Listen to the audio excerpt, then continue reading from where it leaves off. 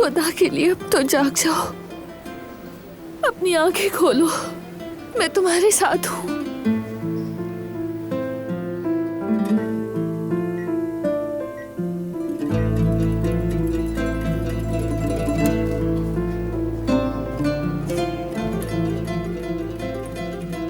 बात सुने,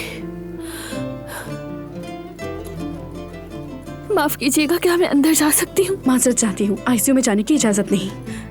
प्लीज सिर्फ 5 मिनट के लिए जाने दें।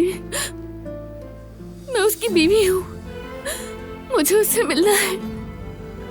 हमारी शादी को भी कुछ ही दिन हुए हैं, उसे मेरी जरूरत है। खुदा के लिए मुझे इजाजत दे दें। अच्छा, मुझे थोड़ा वक्त दें, मैं पहले डॉक्टर से पूछ लूँ। कुछ करती हूँ मैं।